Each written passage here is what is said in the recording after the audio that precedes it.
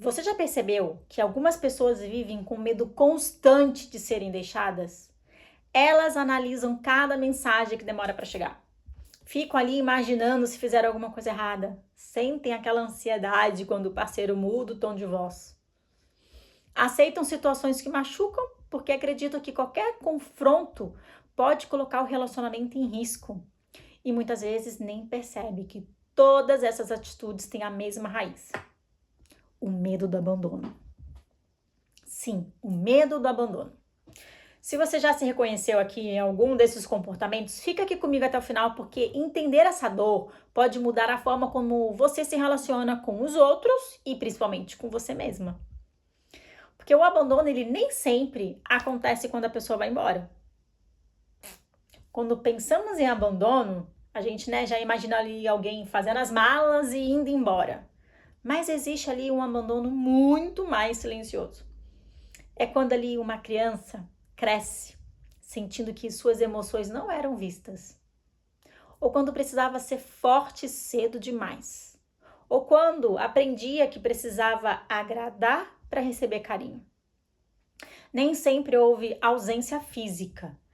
Às vezes havia pessoas ali por perto na infância, mas faltava acolhimento, segurança, escuta, aquele amor. Então, o que acontece? O cérebro, ele registra essas experiências como sinais de perigo. E com o tempo, ele vai criando estratégias para evitar que essa dor se repita. E aí, na vida adulta, essas estratégias aparecem em forma de comportamentos automáticos, né? Que a gente fala, né? Ai, meu comportamento automático. Fiz sem perceber. Mas é porque isso acontece, né? São estratégias do nosso cérebro para nossa sobrevivência, para nossa segurança. E aí você começa o quê? A evitar conflitos, a engolir opiniões, buscar aprovação, constantemente acreditando que isso impedirá uma nova perda.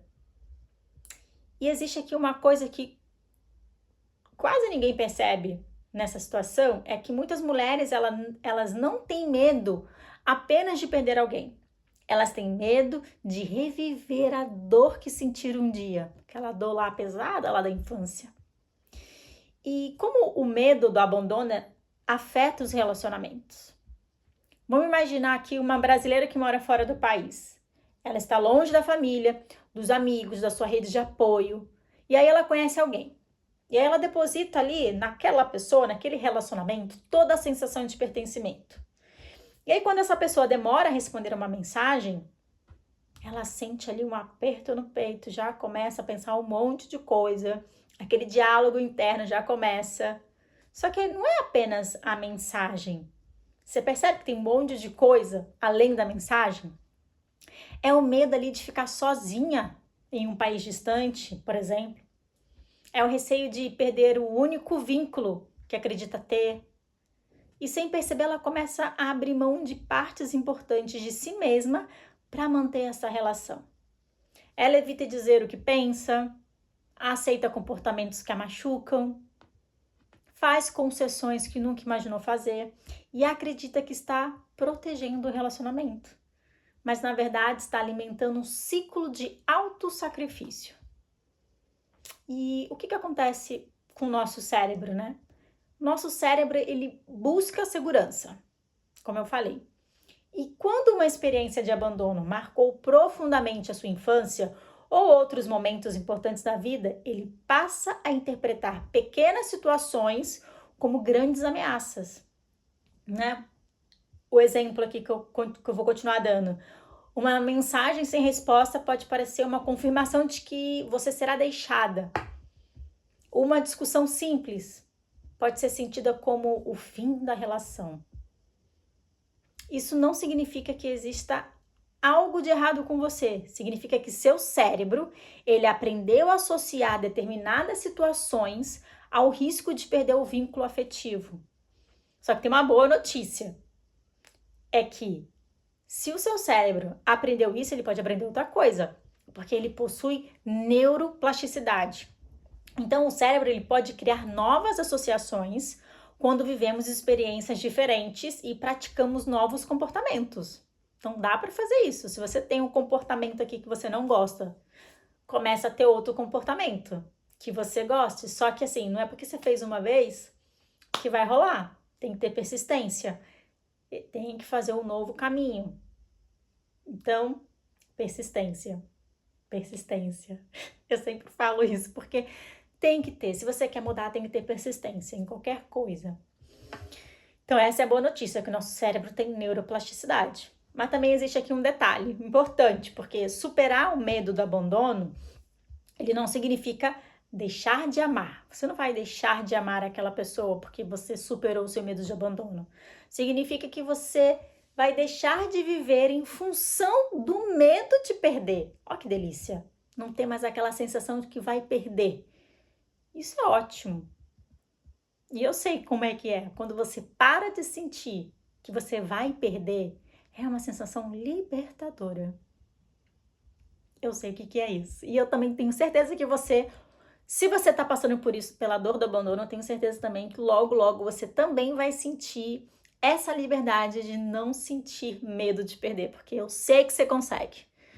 E para fazer essa mudança, então, assim, ela exige pequenos passos. Uma delas é a persistência. Não desista que um dia você vai conseguir mudar isso. E também outra coisa legal é observar quantas decisões você toma apenas para evitar que alguém se afaste. Então, fica ali. Quando você está numa situação, se conseguir perguntar na hora da situação, sim. Se não, pergunte depois. A pergunta seria, pergunta para você, se eu não tivesse esse medo de ser abandonada agora, eu faria essa escolha? Eu tomaria essa decisão? Essa pergunta ela pode revelar padrões que passaram despercebidos durante anos. Vou repetir de novo. Se eu não tivesse medo de ser abandonada, hoje eu faria essa escolha? Tomaria essa decisão? Anota.